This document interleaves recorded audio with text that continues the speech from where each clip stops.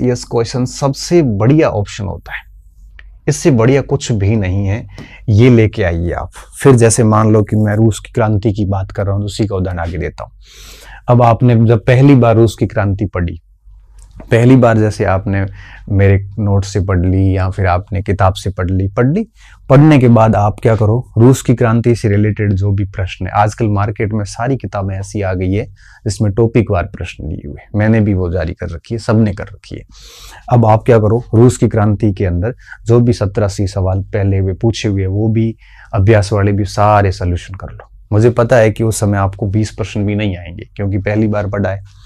सवाल सोल्व कर लिए, सोल्व करने के बाद में आपने जो टॉपिक लिखा है, पहले तो टॉपिक पूरा लिख लीजिए, लिख नहीं रहे तो कोई बात नहीं, पढ़ लीजिए, पहले पूरा पढ़ लिया, फिर सवाल देख लो। सवाल देखने के बाद इंस्टेंट उसी समय वापस टॉपिक पढ़ लो एक बार।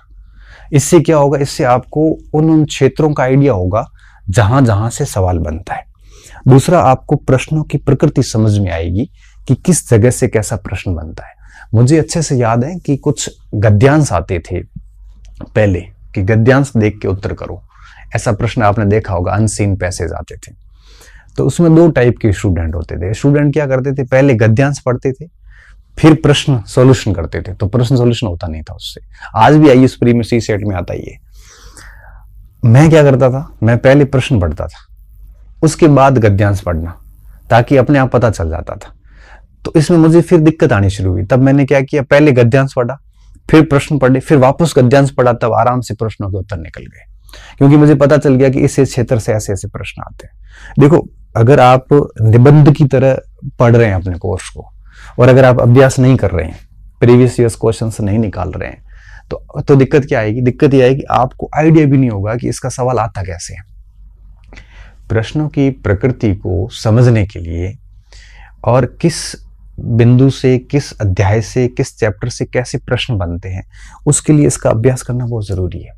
अच्छा, अब आपने पहली बार में प्रश्न देख लिए, पहले अब टॉपिक तैयार किया, फिर प्रश्न देखे, फिर वापस एक बार देख लिया, फिर 15-20 दिन बाद उस टॉपिक का वापस नंबर आया, तब आप किसी दूसरी किताब से फिर अभ्यास, ऐसे नोट्स तो है ही अपना, उसको पढ़ लिया, फिर किसी दूसरी किताब से पुराने प्रश्न वगैरह जो भी फिर मिलाए।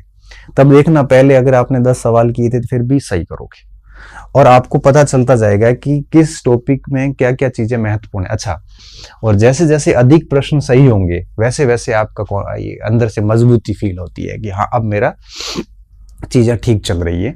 और जब मजबूती फील होगी तो ये अपने आप आएगा। ये कोई ऐसा नहीं है कि ये आ जाता है, लेकिन ये 2-3 महीने बढ़िया अच्छे से पाठ्यक्रम, रिवीजन, अभ्यास इस शैली से चलते हैं तो डेफिनेटली आत्मविश्वास आ जाता है। बाकी ये मोटिवेशन सुनने से, प्लानिंग करने से, टाइम टेबल बनाने से ये नहीं आता। अब यूट्यूब की वीडियो देखने से, चैटिंग करने से, मोटी मोटी बातें करने से, अपने डेकोरम बढ़ाने के लिए झूठ बोलने से, पढ़ाई के दिखावे करने से, शो ऑफ करने से, पढ़ नहीं रहा है, पढ़ाई करने का ढोंग करने से कॉन्फिडेंस नहीं आएगा। ये परीक्षा के गेट तक रहेगा, अंदर से बहुत कमजोरी फील होती है। और जिस दिन सब्जेक्ट बहुत मजबूत होता है ना, उस दिन व्यक्ति छलकता नहीं है, बहुत गहराई वाला व्यक्ति होता है और बहुत आराम से अपना काम करके आ जाता है। इसलिए इसके लिए आपको सीरियस प्रिपरेशन करनी पड़ती है, तब जाके आपको कॉन्फिडेंस आ जाता है। तीसरा प्रश्न रहता है, सर टेस्ट सीरीज में नंबर है वो कम आ रहे हैं। ये प्रश्न था पीछे कुछ बच्चों का। तो देखो, कोई दिक्कत नहीं, टेस्ट सीरीज आप मार्क्स के लिए नहीं दे, अंकों के लिए मत दो, आप रैंक के लिए मत दो। टेस्ट सीरीज आपको सिर्फ इसलिए देनी है कि पढ़ा हुआ है तो थोड़ा अभ्यास कर लें बस। रैंक कम आ रही है कोई बात नहीं, नंबर कम आ रहे हैं कोई बात नहीं, आप थोड़ा उसको हर बार 2, 4, 5 नंबर बढ़ाने की कोशिश करें। नहीं है तो भी कोई बात नहीं। क्यों? क्योंकि टेस्ट सीरीज कई बार टेस्ट सीरीज बनाने वाले लोगों की योग्यता और उनका पैटर्न और RPSC का पैटर्न अलग होता है। कई बार वो उलूल जुलूल फैक्ट यूं ही पूछ लेते हैं जिसका कोई संबंध नहीं होता। लेनिन की माँ का नाम पूछेंगे तो हम भी गलत करके ही आएंगे। आपको डाउट हो जाएगा कि यार मुझे रूस की क्रांति आती नहीं है, जबकि लेनिन की माँ का नाम कौन परीक्षक पूछता है। उसकी जगह ये पूछ लेते हैं कि लेनिन ने अप्रैल थीसिस 1917 में किस पेपर में पब्लिश की, तो मैं उत्तर दे दूंगा प्रावदा में की।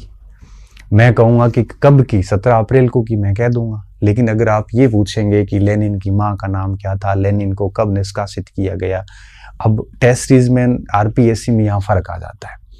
टेस्ट सीरीज ये भी पूछ लेता है माँ बाप के नाम वगैरह, ऐसे प्रश्न जिसका कंपटीशन जगत से कोई संबंध नहीं है, इसलिए हमारा कई बार स्कोर कम हो जाता है। लेकिन अगर आप आरपीएससी के इन पुराने पेपर्स वगैरह देखोगे ना, तो आपको लगेगा कि यार ऐसे फालतू प्रश्न नहीं पूछते। क्यों? क्योंकि किसी भी विषय की सीमा नहीं होती है, हर विषय अनंत है। अगर आप ऐसे इमर्जिंग अच्छे फैक्ट याद कर कितने सारे कर लोगे, सीमा क्या है इसकी? आरजी भंडारकर पे प्रश्न बना रहे हैं, अगर उसका मुख्य प्रश्न है 2-4 बढ़िया बढ़िया प्रश्न तो हो जाएंगे।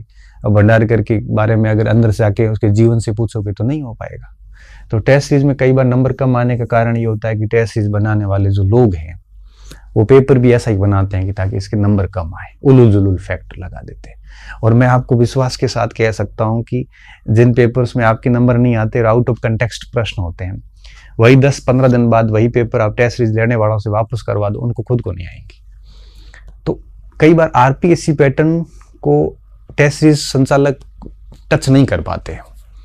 आरपीएससी का एक पैटर्न रहता है जिसमें 40-50% सवाल सरल होते हैं, 10-20% ठीक होते हैं, 10-1% बहुत टफ होते हैं, 50-60% कंसेप्ट, 40-50% कंसेप्चुअल होते हैं, कुछ फैक्चुअल होते हैं, एक ठीक सा मिश्रण होता है। और सभी चैप्टर होते हैं, हर चैप्टर से 1-2 प्रश्न लिए जाते हैं। ये आरपीएससी का पैटर्न है। अभी कोचिंग संचालकों के द्वारा जो टेस्ट ही चलाई जाती है वो टॉपिक टेस्ट होते हैं।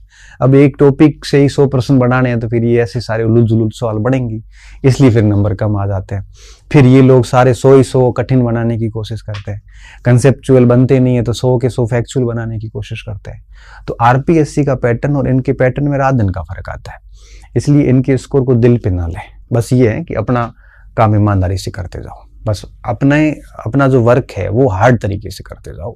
बाकी नंबर टेस्ट में आना, अच्छे नंबर आना, टेस्ट में पहली रैंक लाना, कोई गारंटी नहीं है कि आरपीएससी में आपकी रैंक लगे। मैंने यहाँ के टॉपर्स को फेल होते हुए भी देखा आरपीएससी में, या पीछे रहने वालों को भी मैंने टॉप करते हुए देखा है, तो कोई फर्क नहीं पड़ता।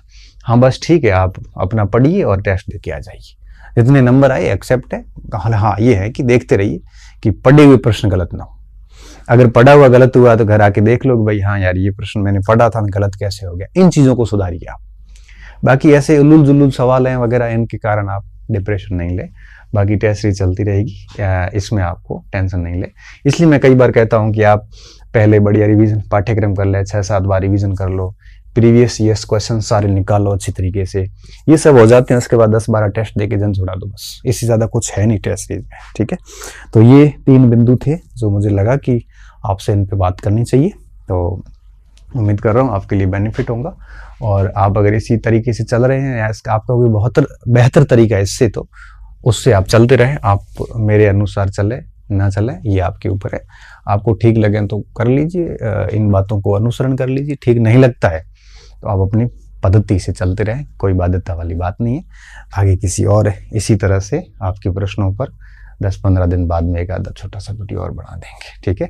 बहुत बहुत धन्यवाद विद्यार्थियों, अच्छे रहिए, मस्त रहिए और खूब सारा ईमानदारी से पढ़ते रहिए, ईमानदारी से पढ़ते रहिए।